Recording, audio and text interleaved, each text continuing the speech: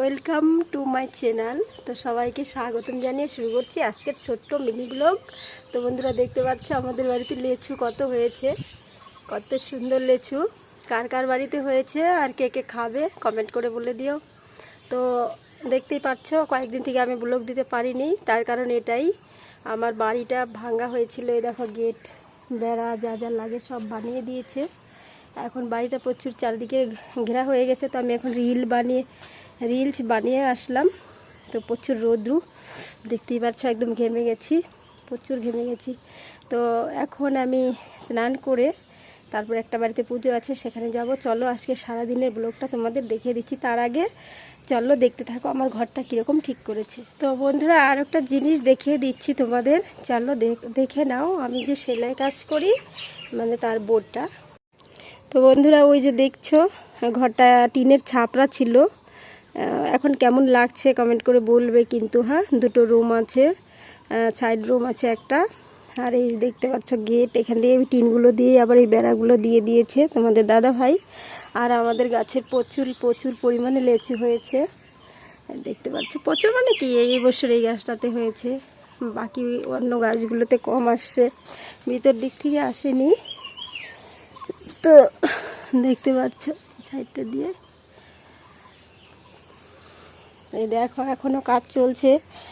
আর কাঁঠাল গাছেও অনেক কাঁঠাল গাছের পাতাগুলো সেদিন বিক্রি করে দিয়েছে তোমাদের দাদা ভাই। কি করবে, এত কাঁঠাল পাতা বাড়িতে ভর্তি হয়ে যায়, সেই জন্য এই গাছের লেচুগুলো প্রায় পেকেই গেছে, দেখতে পাচ্ছ। তো চলো এখন এইটুকুই থাক, আমি রিলস বানিয়ে তারপরে তোমাদের কাছে আসলাম শুধু আমার ঘরটা দেখানোর জন্য। এই দেখো আমি রিলস বানিয়ে কেবলই বসলাম একটু। তো আমার স্ট্যান্ডটা এখানে উপরে আছে এই ঘরে। তো ঘরটা ভিতরে অন্য একদিন দেখিয়ে দিব, আজকে জাস্ট টাইম নেই। গেটটা দেখিয়ে দিচ্ছি, দেখতে পাচ্ছ গেটটা। ভিতর দিক থেকে এই যে লঙ্কার চারা, সুপারি গাছ এইসব আছে। গরিব মানুষের বাড়ি, তোমরা একটু সাপোর্ট করো ধীরে ধীরে। তো এরকম গেট কখনো দেখেছো? খুব খারাপ অবস্থায় আছি। তো বন্ধুরা এটাই হচ্ছে আমার বোর্ড, দেখতে পাচ্ছ আশা টেলার্স। এখানে ডিজাইন করে ব্লাউজ, চুড়িদার ইত্যাদি তৈরি করা হয় যত্ন সহকারে। তো দেখতে পাচ্ছ এই সে আমার বোর্ড এখানে লাগানো আছে, রোডে দাঁড়ালে দেখা যায়। তো বন্ধুরা সবাই যার যার দরকার হবে, যারা আমাদের লোকাল থেকে দেখছো তারা অবশ্যই চলে এসো। এখানে সব ধরনের ব্লাউজ তৈরি করা হয়।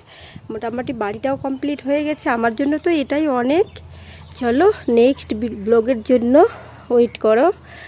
আর আশা করি তোমরা সবাই ভালো থাকবে, আমিও ভালো আছি।